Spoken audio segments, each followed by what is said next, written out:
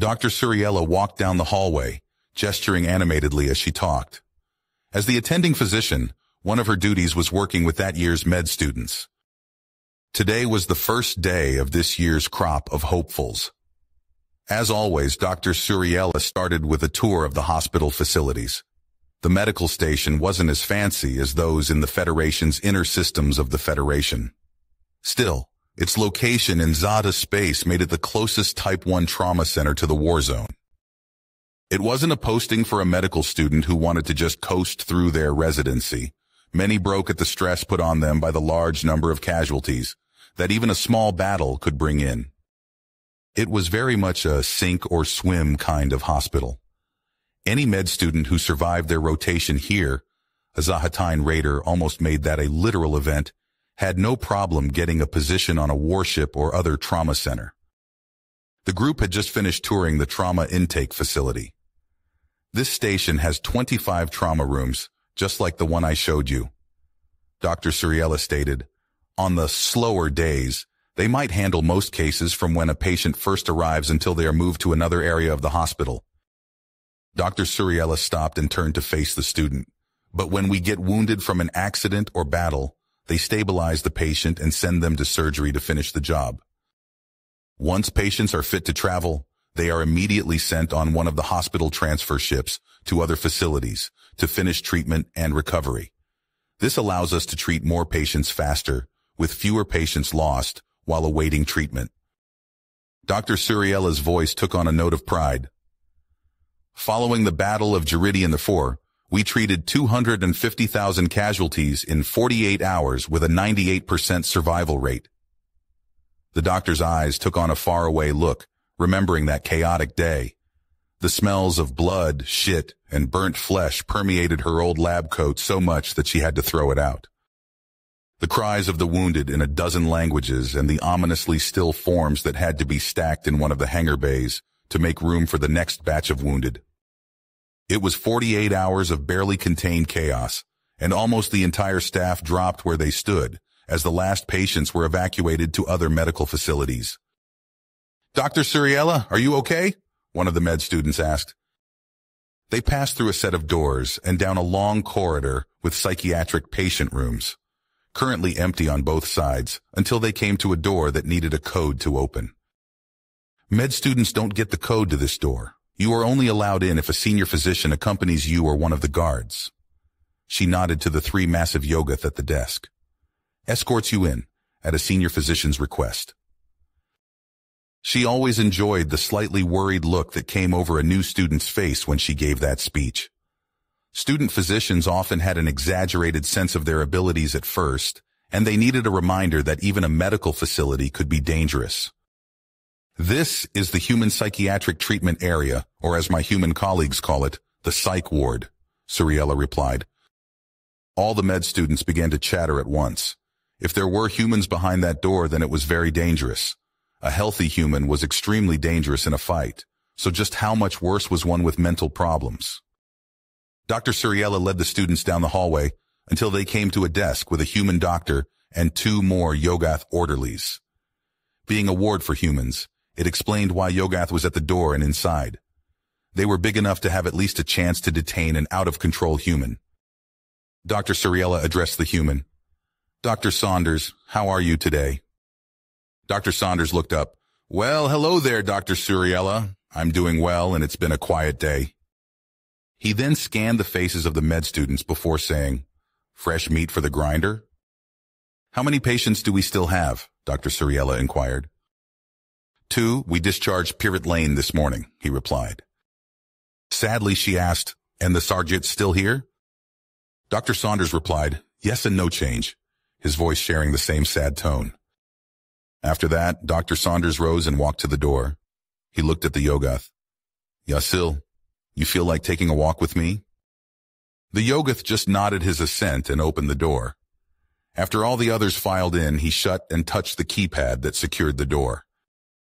Dr. Saunders walked backward while explaining to the med students what each compartment was for.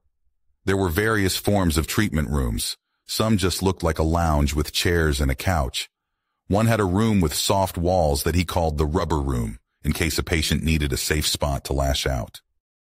The individual patients' rooms were somewhat Spartan but still pleasant. Sound and video systems let them pick an environment that felt relaxing to them. Gesturing to one of the rooms, being in a combat zone, we mainly get patients of psychic attacks or that need a short time away from the front.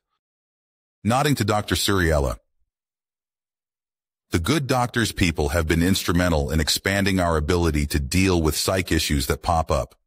The Raytheon's psychic abilities have been invaluable in dealing with the effects of psychic warfare.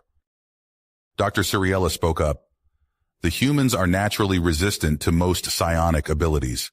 This makes them immune to all but the strongest psionic attacks.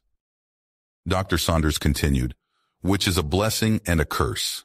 It just means the attacks have to be that much more powerful to impact the average human mind. Fortunately for us, any negative impact of those assaults is usually short-term and we can finish treatment here. One of the med students raised a tentacle. If they are resistant to psionics, then what kind of treatment is used? Dr. Suriella smiled. A very good question. Sometimes they just need time to talk and work through the issue. Others might require more support, either medications or low-level psychic treatments. At this reply, several students raised an appendage. I thought you couldn't use psychic therapy on them? Dr. Suriella, if you remember, I said resistant to most psionic abilities, she explained. She continued, for example, we cannot use our abilities to make them calm or to sleep, but we can project a feeling of calmness in the surrounding environment, such as the feeling of being in a peaceful place, like a garden or a religious building. That is what 2 of our patients are here for, Dr. Saunders replied. The students crowded behind the doctor for a better look. Inside was a human, tall, with pinkish skin, dark hair, and eyes. They were currently inspecting all the faces in the doorway. I slept pretty good, Doc. Best in a long time. Upon seeing Dr. Suriella, he got a smile on his face. Hey, Doc Suriella, how you been? Do you mind if we discuss your case with these students? They are starting their rotation. Dr. Saunders inquired. Dr. Saunders began to explain what post-traumatic stress disorder, PTSD, is. He explained what could trigger it and the various symptoms. He nodded to Mike. In Mike's case, he only developed an acute case that has improved over the last few weeks. Mike's eyes took on a faraway look before he replied, I'll give it a shot, Doc. He looked past her and noticed the Yogath standing behind them. Hey, Yassel, want to come stand by me? The Yogath made his way into the room, exchanged a handshake with Mike, and stood behind him. At the look of apprehension on the med, students' faces, Mike explained. One of my close battle buddies was a Yogath. He always had my back, so it makes me feel safer when Yassel is near when I talk about it. Mike looked at Dr. Saunders before asking, censored or uncensored version, Doc? Dr. Suriella answered the question, all of it. They'd better get used to it. Mike started, I'm just a ground pounder, infantry, if you've never heard the term, of 325th Legion, Federation Army. We're nothing fancy. We don't get the glory like the flyboys, mech jockeys, or the tin cans. We usually get the crap end of the stick, but we get it done. We'd been on Ballast 3 for about 2 weeks, holding the hands of some engineers and techs salvaging a crashed Zith recon ship. Since we were behind our lines and the nearest Zith base was 10 light years away, Command only sent 2 squads. So imagine our surprise when a Zith cruiser jumped out of FTL and landed right in our laps. Our transport ship was a floating wreck before they even knew what hit them. Mike continued, lucky for us, they wanted their ship and didn't just bombard us from orbit. I don't know how many there were, but they had at least a 2-1 advantage. We skirmished a bit as they approached the ship, but we had to fall back into the ship. A lucky, or I guess unlucky, shot took out the generator that had been powering our lights inside the ship. Have you ever been in a starship without power? It's darker than you can believe. We could have used our wrist light beams, but that just makes us an easier target. So we flipped down our low light goggles to protect our eyes from any sudden bright flashes and set up an ambush. The goggles can also track our IFF signals and mark friendlies. Oh, right. You probably haven't dealt with them before. IFF means identify friend or foe. It's supposed to keep us from shooting friendlies, but doesn't always work. Mike explained. So we waited until the Zith was climbing through the hull breach we'd been using to access the ship. We could still see them with the limited light, but they didn't know we were there. Our first volley dropped 4 or 5 of them and got another as they charged us. We had to fall back ever deeper into the ship. That's when it got ugly. Neither of us could see, so it was just random firing, grappling with an enemy you couldn't see and barely feel inside our armor. You'd try to stick a knife in one, only to hit the wrong body part, throw a punch or elbow and connect with a wall instead.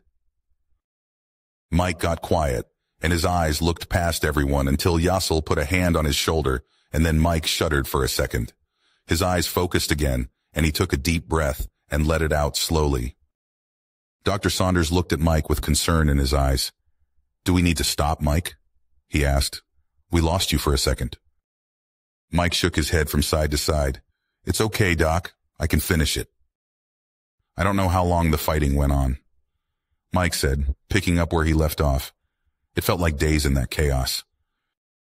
"I don't know how long I was out, but the alarm for a suit breach that got my attention. I couldn't even see where it was to patch it. In my panic, I forgot Ballast 3 had a breathable atmosphere. It was just very thin and cold. It wasn't long after I regained consciousness that lights turned on again, and I saw medics and other troops moving around the ship. Zith and Federation troops were still locked together in death. In some places, the bodies were so jumbled together, you couldn't tell friend or foe. I saw one of the engineers being carried out on another stretcher.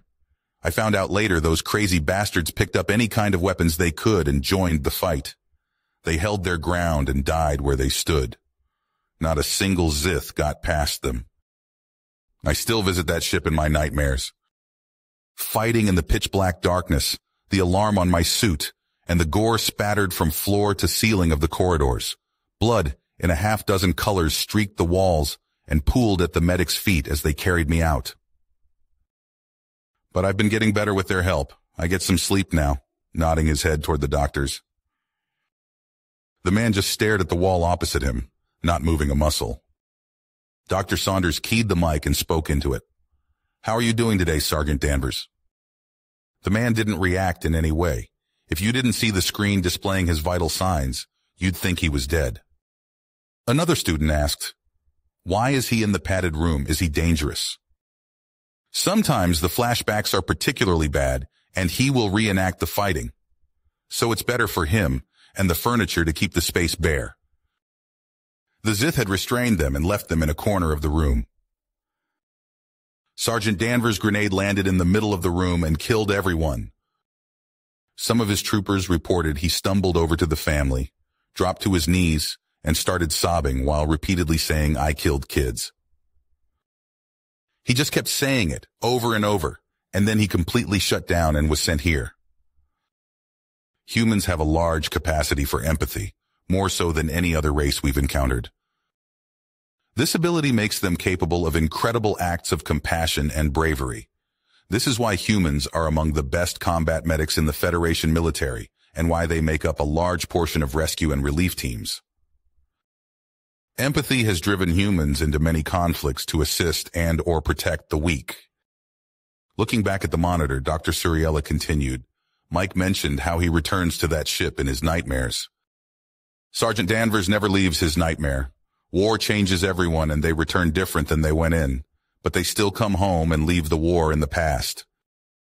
If you finish this story, please subscribe and like the video. Then leave a comment that says, "I liked the story," and I will heart every single one of them. It really helps me. Thank you for your time.